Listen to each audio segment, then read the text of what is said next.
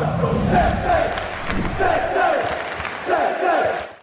everyone, Jack here, Talk Norwich City. I hope you're all doing very well indeed. Let's start off by addressing the elephant in the room.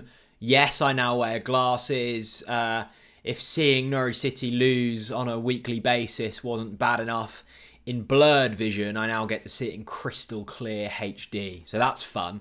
Back today for my preview ahead of the Chelsea game on Thursday night.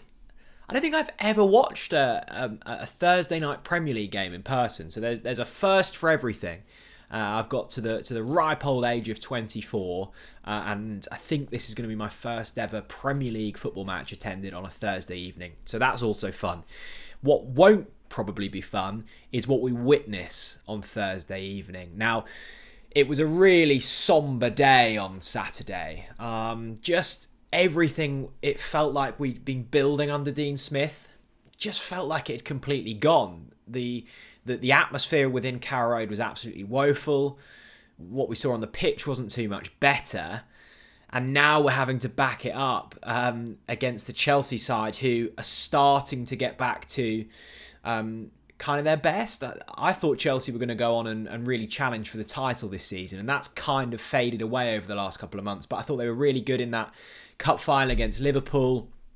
Pushed Burnley aside with real ease at the weekend, which is probably slightly worrying considering Burnley are a far better defensive outfit than we are.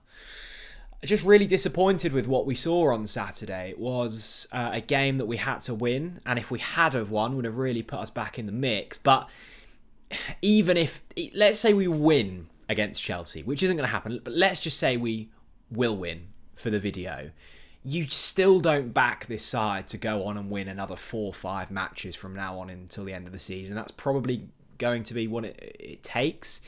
I'd say it's probably us, Watford, and then there's probably a group of 4 teams outside of us too that could go down. Burnley, Everton, Leeds, Brentford. I still think Brentford are in that category despite them beating us and fairly convincingly. I don't think they're that great a side, and that's no kind of disrespect to Brentford fans before they start coming at me. I just didn't think they were that great, and I don't think they have been for the last few months. It's just kind of a sad indictment of where Norwich City are as a club. It was really interesting to hear Dean Smith come out in his press conference on Wednesday and say that he thought we were the better of the 2 midfield departments against Brentford. Now, I don't know what game Dean was watching. It certainly wasn't the one I was watching, and that's been the real worry for me all season, is the midfield.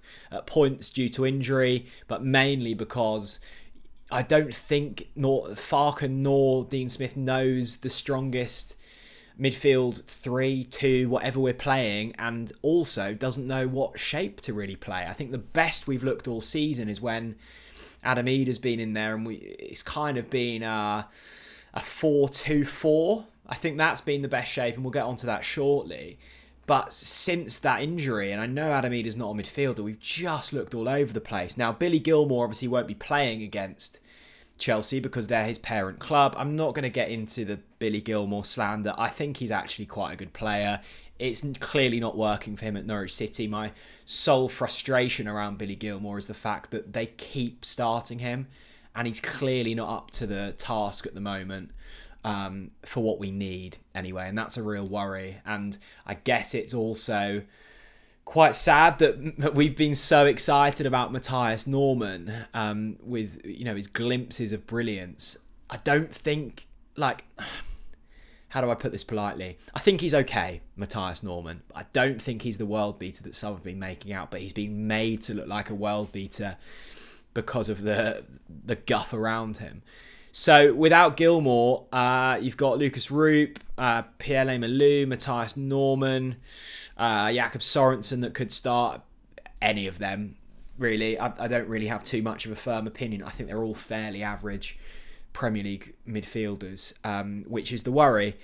The only injuries are to Adam Ida and Big Andy. I really do think that Adam Ida's injury derailed what small hope we had. I thought we looked quite, I'm I'm not going to say good, but I thought we looked at a fairly well-drilled unit with Adam Eder in there, and that shape that we were starting to see, both going forwards and defensively. I liked how we were going about things. We were starting to score goals. We were starting to keep clean sheets.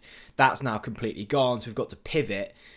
And on Saturday against Brentford, I know that we had, 7 shots on target, which for us this season is a fairly decent number. It never really felt like we were creating much at big moments. I think we had a brilliant chance through Milo Rashica very early on, probably should have scored. And then all of the big chances kind of came when the game was already gone. And that's a worry, because if you're going up against a fellow relegation challenger at home, you should be carving them open and creating chances. And that just didn't happen, which is a worry. And are we then going to be able to create chances for Teemu Pukki against the Chelsea side? Very well drilled under Thomas Tuchel. I highly doubt it. I don't expect there to be too many team changes. Possibly Max Aarons coming back into the starting 11. I actually thought Sam Byron was really good on Saturday, or at least better than his teammates, which isn't too much of an ask. But I think he's been good since he's returned from injury, and that's been one of the small positives of this season. We know all about Max. I think he's been poor in the last month or so, but on his day, he's one of our better players. It's a shame how this season's turned out. There was high hope going into it, and just so much has gone wrong. And I think there's going to be a real kind of post-mortem once this season is finished, maybe even before that.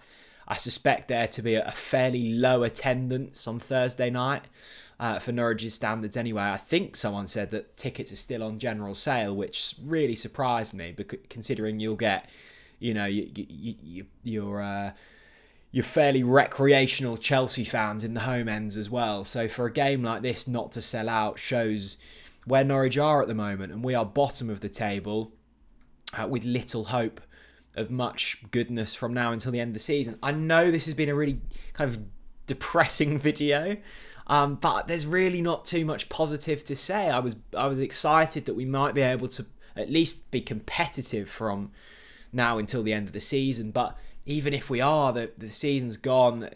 Teams have games in hand on us. The points total is, the points difference is unassailable at this stage, all because of one, the poor start, and just that performance against Brentford was really damning and was the nail in the coffin, which was desperately disappointing. Are you going? Let me know. Let's start with that. I'm going to go. I like going to the games, even if we get beat. It's something to do, isn't it? So I'm certainly not going to be missing it. Hopefully we can put together some kind of performance, maybe even scrape something out of it, just to give us something to cheer about. I think that's all we need now from now until the end of the season. And then the big questions really do have to be asked around recruitment, ownership, just everything, because it's been yet another cataclysmic Premier League failure. Again, we have not learnt from our lessons, and that is a cardinal sin, unfortunately. Thanks very much for watching. I hope to see some of you at Caro. Please do say hello if you see me around, and I'll see you all again very soon. Bye-bye.